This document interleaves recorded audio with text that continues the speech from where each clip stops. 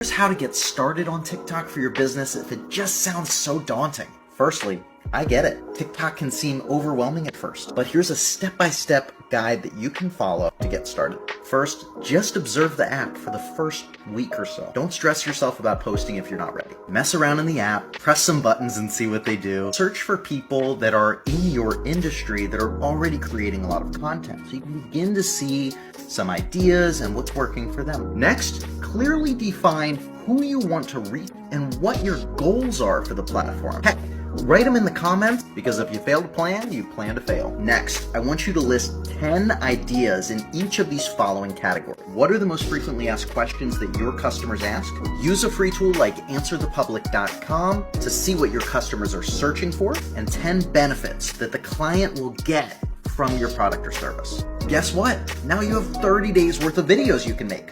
But in tomorrow's tutorial, I'm going to share with you how to format all 30 of those videos so you can hit the ground running, reach more people, and get more views on TikTok.